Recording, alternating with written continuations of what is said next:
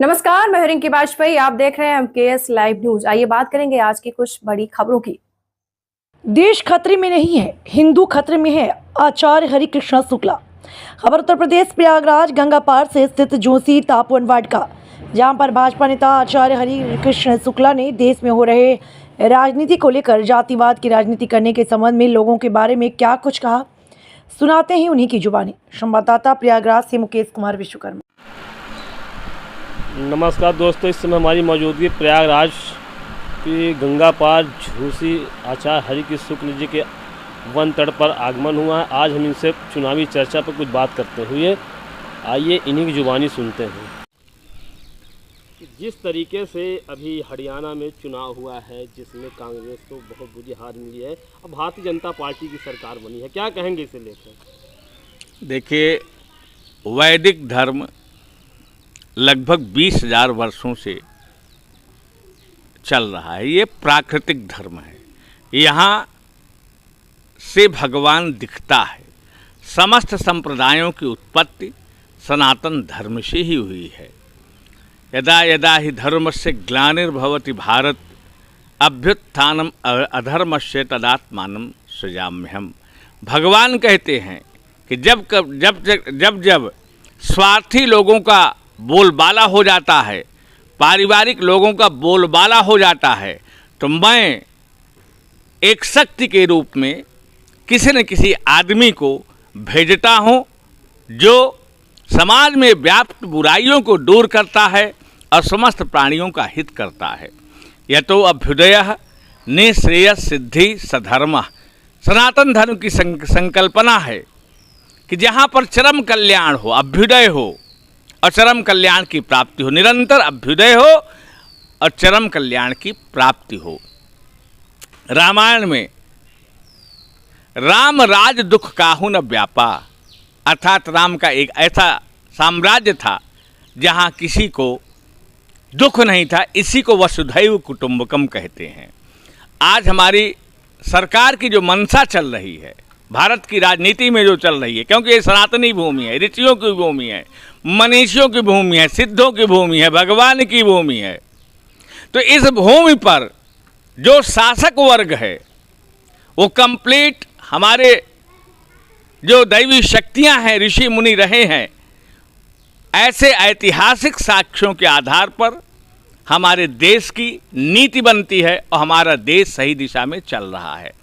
आज जिस तरह से पूरे विश्व में एक संप्रदाय जो 1500 साल पहले उत्पन्न हुआ था, पूरे विश्व में डिस्टर्बेंस क्रिएट कर रहा है, परेशानियां क्रिएट कर रहा है, आतंकवाद क्रिएट कर रहा है, उग्रवाद क्रिएट कर रहा है। बांग्लादेश डिस्टर्ब हो चुका है, फिलिस्तीन, गाजा, ईरान, इराक, इजराइल, सारा पूरा वर्ल्ड एक परेशानियों में घिरा हुआ है। तो आज ज़रूरत है भारत में एक सनातनी सरकार की, वसुधैव कुटुंबकम की सरकार की, भारत की जो ओरिजिनल विरासत, ऐसी सरकार की ज़रूरत है। और इन सारे हिंदुओं को, सारे सनातनियों को संगठित होकर के काम करने की ज़रूरत है, क्योंकि अब इस्लाम खतरे में नहीं है, हिंदुस्तान और सनातनी और हिंदू खतरे में है। ये आज 1500 सालों का इतिहास बता रहा है। इसी सचेष्टता की कमी के कारण 800 वर्षों तक हमारा देश गुलाम रहा है। आज भारत जाग चुका है। तो आज हमारी मोदी सरकार की जीत नहीं है, कहीं न कहीं ये सनातन धर्म की जीत है, हिंदुओं की एकता की जीत है। आज हिंदू जागरूक हो रहा है और अपने खतरे को भांप करके वो आगे आ गया है। इसका उदाहरण देख लीजिए, कश्मीर में मोदी जी ने क्या नहीं दिया कश्मीर को। आज आतंकवाद खत्म है, हर लोग समृद्धि है, सारी चीज़ें हैं, लेकिन वोट जाएगा मुसलमानों का। तो जब मुसलमान संगठित हो सकते हैं, तो आज 100 करोड़ हिंदू, 150 करोड़ हिंदू पूरे विश्व में हैं। अगर ये संगठित नहीं होंगे तो खतरे में पहुंच जाएंगे। तो पहली बार हरियाणा चुनाव में मैं विगत 100 सालों से देख रहा हूँ जिस तरह से हमारे देश में मुस्लिमों को तुष्टीकरण वाले लोग हैं, चाहे समाजवादी पार्टी हो, चाहे हमारे विपक्षी जितने दल, कांग्रेस पार्टी हो, जितने विपक्षी दल हैं, ये कहीं न कहीं एक वर्ग को जब धर्म के आधार पर बंटवारा हुआ था, तो आज इन्हीं को रोक करके, इन्हीं को तुष्टीकरण के लिए, और हमारा हिंदू समाज इन्हीं के लिए जी रहा है, विपक्षी पार्टियां इन्हीं के लिए जी रही है, और हिंदुओं को हाशिए पर रखा जा रहा था। ये कहाँ का न्याय है? तो आज हमारी ऐसी सरकार आई है जो हमारे ओरिजिनल लोग हैं इनके लिए काम करने में गर्व महसूस करती है, क्योंकि हिंदू संस्कृति ऐसी है ही है। अर्थव्यवस्था के क्षेत्र में हमारा देश बहुत तगड़ा जा रहा है। अब आप देख लीजिए, प्रयाग में फूलपुर सीट उपचुनाव हो रहा है।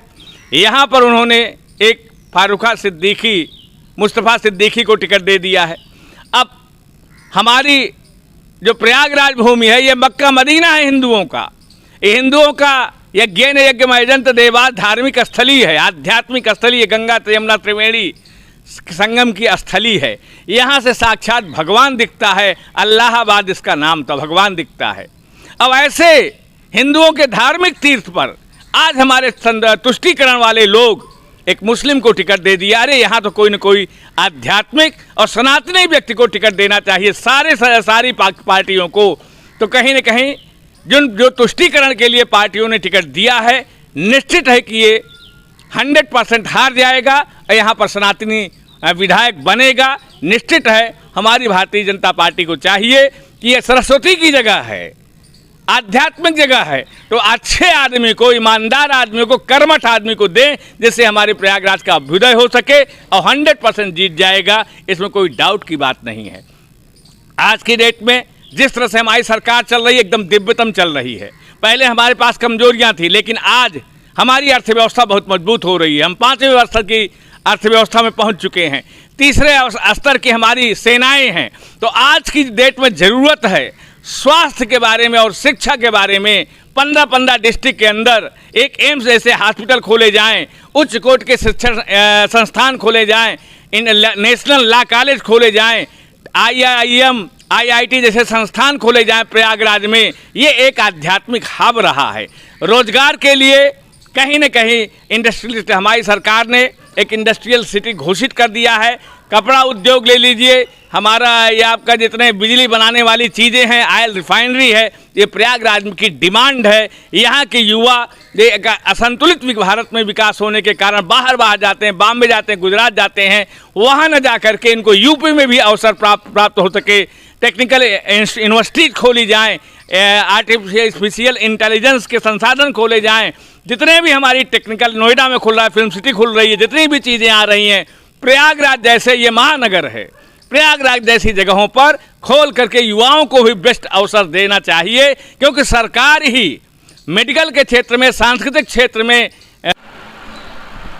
नमस्कार दोस्तों, इस समय हमारी मौजूदगी प्रयागराज की गंगा पार झूसी आचार्य हरि शुक्ल जी के वन तट पर आगमन हुआ है। आज हम इनसे चुनावी चर्चा पर कुछ बात करते हुए, आइए इन्हीं की जुबानी सुनते हैं।